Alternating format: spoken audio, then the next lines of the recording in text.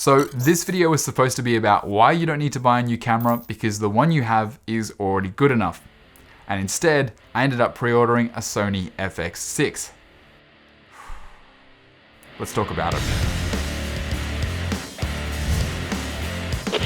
So to begin, I quickly want to cover what I've currently been shooting with, which is the Canon C200. I've had it for the last 2 years. It's been such a great camera over that time, and honestly, at this point, it's still a great camera. There's a few things which are a bit odd about the camera and always have been. Canon literally did a few sneaky things to try and make it a less exciting proposition than buying a Canon C300, but that's been fine because honestly, you can still get a great image from the Canon C200. Now, why am I thinking about changing cameras then? Why am I looking at the Sony FX6? Well, I want to cut to the chase.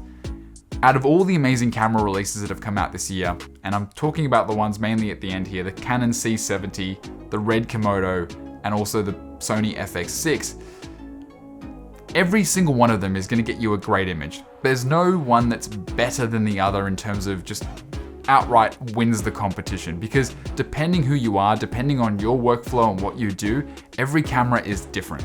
I would love to have a small little red camera. That just, to me, that sounds like the most amazing thing, and I would just love to shoot with it all the time. If I mainly worked on dramas, if I mainly worked on shooting films, or mainly worked on commercials, even that could work, and that might be something I would look at. But the problem I have is that I actually do a lot of work in corporate as well as commercials, and the C200's been kind of great for that workflow, because sometimes when I'm shooting 8-bit MP4, people on YouTube might be like, 8-bit MP4, that's disgusting, how could you do that? But really, when it comes to corporate events, the 8-bit image coming off this camera is more than enough. It lasts forever. It's actually a pretty decent codec, as long as you're not trying to manipulate it too much, or you're not really pushing it in terms of shooting in very low light conditions, or again, a very graduated sky that's gonna show all that banding that usually happens when you're shooting 8-bit. So basically, C200's been great, but I am getting demanded more and more these days in my workflow to shoot with 2 cameras. And I only have the one C200. I have a Fujifilm X-T3, which is kind of my personal stills camera, which can also produce a great image from like a video perspective. But really, when it comes down to using that camera in the field, which I have done a couple of times, the autofocus just isn't reliable, and matching the 2 cameras together when you're shooting with 2 separate brands is really challenging. So this year I started to think about, okay, well, what would make a great B camera for the C200? Now, there's a little bit of a problem there. It's always been a bit of an oddball camera, and now every camera these days shoots a 10-bit codec. The C200 doesn't. It either shoots RAW or it shoots 8-bit. So originally my plan for it to go for the C70 kind of started to fall apart when I thought about the fact that, well, if I want to shoot 10-bit on the C70, I can't shoot 10-bit on the C200. I need to shoot 8-bit or I need to shoot RAW. And then am I going to be able to match RAW to the 10-bit of the C70? Or if I'm shooting 8-bit compared to the 10-bit, my A camera is technically going to be worse than my B camera. So there's a lot of questions that came up there. I thought about the Sony a7S III as a B camera, but again, 2 different brands. One's a full frame sensor. The Canon C200's a Super 35 sensor. So there were a lot of sort of back and forth. And then the Sony FX6 came out, and just to be honest, I didn't bat an eyelid. I woke up in the morning, I saw all the videos on YouTube. Obviously the embargo had been lifted and everything was out there. I saw a couple of the different specifications. It was just a scaled up Sony a7S III. I was like, okay, great. Seems awesome. You know, Sony shooters, go enjoy, go live your life and have a great time. And the more I thought about it, there was an idea that clicked in my head about potentially having a Sony a7S III as a B camera, which would also serve as a hybrid stills video camera, and then also having the Sony FX6 as the main A camera, which shoots 10-bit and even has a ProRes RAW out via the SDI port. And that's kind of when I got really excited, because all of a sudden these 2 cameras are totally matched. They use the same sensor. Yes, there are some differences, and believe it or not, in some cases the a7S III is actually better than the Sony FX6, which I think is just totally wrong, and I hope that Sony can fix a couple of the usability issues in firmware. But overall, it seems like a really exciting proposition to own 2 cameras that are effectively matched. Both of them are full frame as well, which, to be honest, I'm not into this whole full frame versus Super 35 debate. Super 35 gives you, I guess, more options in terms of lens choice, especially if you're shooting cinema lenses. Most of them are still Super 35. The full frame lenses get quite expensive.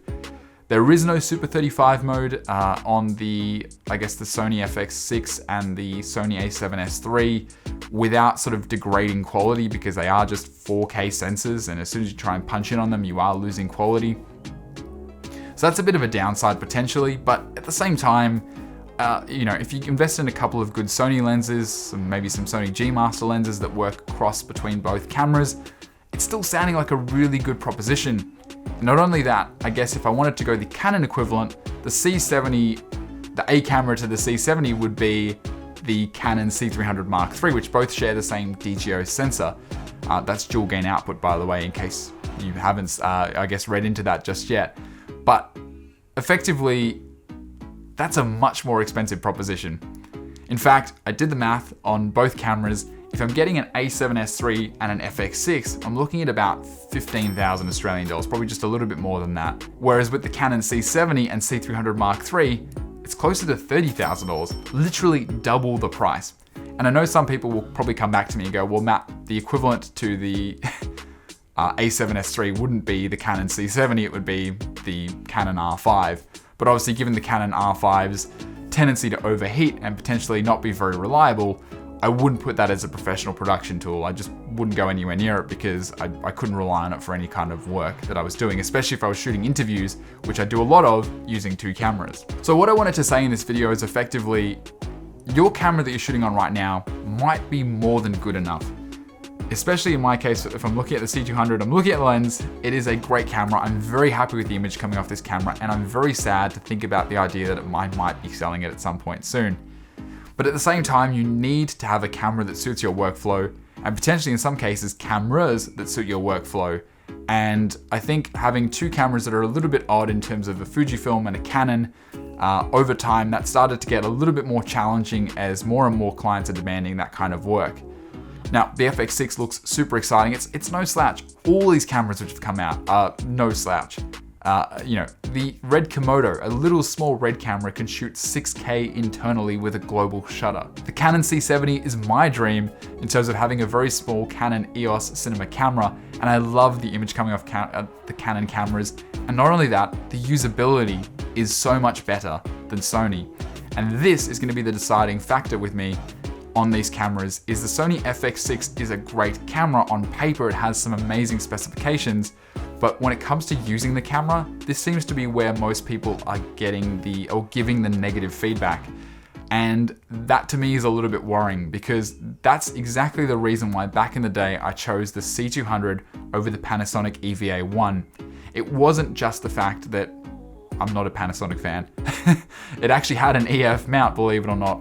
And the Panasonic EVA1 shot in 10-bit, and it also shot 5.7K RAW, I believe, as an output from the camera too. It just didn't have autofocus, which was one of the biggest drawbacks for me. And I thought to myself, well, that's a part of usability. That's a part of my workflow.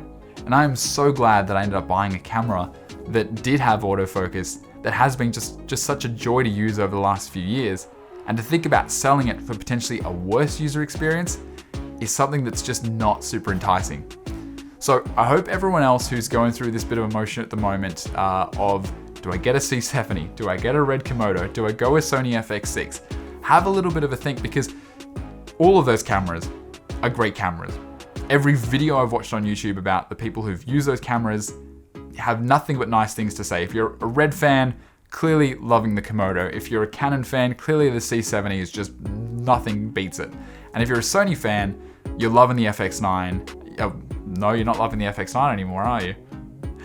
You're loving the FX6, but at the same time, I've never been a massive Sony fan. This is the kind of thing that's killing me. It's like it's the most attractive proposition in terms of not only just cost, but it's also that both of those are great cameras, the A7S III and the FX6.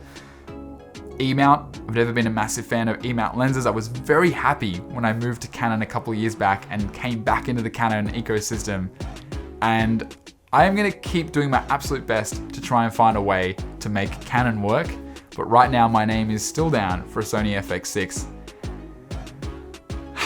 Under the mentality that sometimes the proposition that makes the most sense isn't always the most exciting, and it isn't always going to be exactly what you want.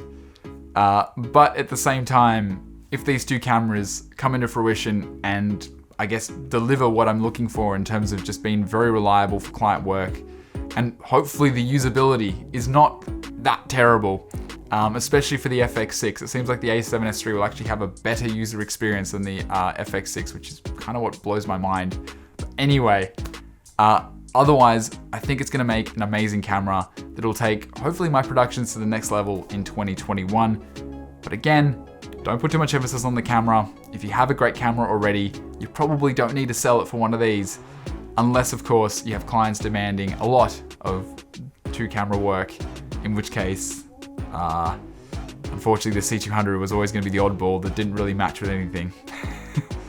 Thanks, Canon. Hope you've all enjoyed the video, and if you have any comments, please leave them down below. I'll hopefully get to make some more video content soon, especially if I end up getting the FX6. I will definitely do some videos on it, and I guess my experience coming from the Canon C200. But otherwise, hope you all stay safe, and I'll see you in the next video.